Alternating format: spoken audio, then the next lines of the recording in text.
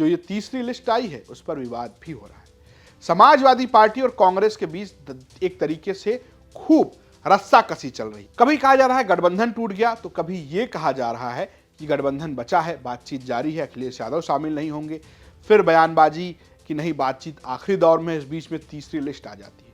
और इस लिस्ट पर प्रतिक्रिया देते हैं कांग्रेस के अनिल यादव जो कि संगठन में सचिव भी हैं, उत्तर प्रदेश कांग्रेस में हैं। उन्होंने एक तरीके से जवाब दिया। अनिल यादव ने लिखा, यूपी के दलित पिछड़े मुसलमान इस हरकत को देख रहे हैं।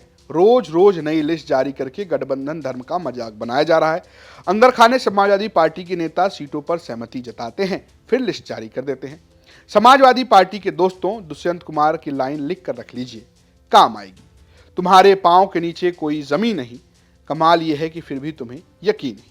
अनिल यादव का यह बयान कहीं ना कहीं एक जवाब माना जा रहा है कांग्रेस की तरफ से। हालांकि जयराम रमेश और केशव वेणुगोपाल ये कहते नजर आए हैं कि अभी गठबंधन टूटा नहीं है, बातचीत आखिरी दौर में है, कभी भी कोई फैसला हो सकता है। और मुरादाबाद तक, यानी कि आपको बताएं कि अभी जो राहुल गांधी की न्याय यात्रा है वो लखनऊ पहुंची है, वहां से निकलेगी, उसके बाद कानपुर जाएगी और कानपुर से ब्रेक होगा, उसके बाद आगे 2 दिन के बाद ये यात्रा शुरू होगी और फिर मुरादाबाद जाएगी। तो माना जा रहा है कि मुरादाबाद पहुंचते पहुंचते चीज़ों को शॉर्ट किया जाएगा और हो सकता है कि अखिलेश यादव मुरादाबाद में शामिल हो। हालांकि समाजवादी पार्टी के सूत्र कह रहे हैं कि अखिलेश यादव नहीं जा रहे हैं।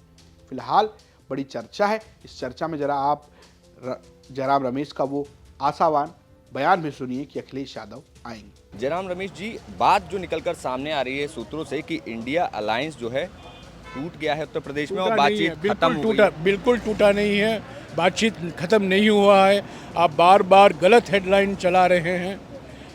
बातचीत चल रहा है, सीट के बारे में बातचीत चल रही है। हमारे वरिष्ठ नेता, समाजवादी पार्टी के वरिष्ठ नेता बातचीत कर रहे हैं। अंतिम रूप दिया जाएगा, कुछ ही दिनों में अंतिम रूप दिया जाएगा और आप देखेंगे इंडिया गठबंधन एकजुट होकर उत्तर प्रदेश में 80 सीटों लड़ेगी और हमें सफलता हम जरूर हासिल करेंगे। ये जो मुरादाबाद और बरेली की सीटों की बात चल रही है, बलिया की सीटों नहीं, मैं 1-2 सीटों के बारे में नहीं बोलूँगा। ये बातचीत हमारे वरिष्ठ नेता, उनके वरिष्ठ नेता बातचीत कर रहे हैं, उन पर छोड़ दीजिएगा। अंतिम रूप दिया जाएगा, इसमें कोई दो राय नहीं है। और ये सब जो अफवाहें फैलाए जा रहे हैं कि गठबंधन टूट रहा है, इसका मैं पूरा और स्पष्ट खंडन करना चाहता हूँ। मजबूत है इंडिया गठबंधन। कांग्रेस पार्टी चाहती है कि इंडिया गठबंधन मजबूत हो, समाजवादी पार्टी चाहती है कि इंडिया गठबंधन मजबूत हो और हम दोनों का मकसद एक ही है कि बीजेपी को हराना है। सर, अभी जो अखिलेश यादव अमेठी में और रायबरेली में शामिल होने की बात कही थी, अभी उत्तर प्रदेश में और 3.5 दिन बाकी हैं। आज दोपहर बाकी है, कल सुबह 2 बजे तक हम लखनऊ और कानपुर में हैं। 24 तारीख को और 25 तारीख को मुरादाबाद, संभल, अलीगढ़, आगरा में है।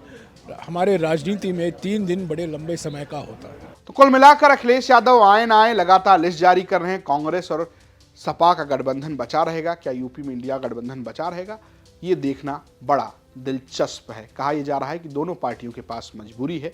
एक तरफ कांग्रेस के साथ मजबूरी ये है कि वो 80 सीटों पर चुनाव कैसे लड़ेगी, तो उसे समाजवादी पार्टी की ज़रूरत है, संगठन में ज़रूरत है, क्योंकि समाजवादी पार्टी के पास अपना संगठन है। वहीं मुस्लिम वोटों को लेकर समाजवादी पार्टी के ऊपर दबाव है कि वो कैसे मुस्लिम को अपने साथ रखे, क्योंकि अभी तक जो 31 लोगों की सूची जारी है उसमें सिर्फ 3 मुस्लिम को टिकट दिया है समाजवादी पार्टी ने।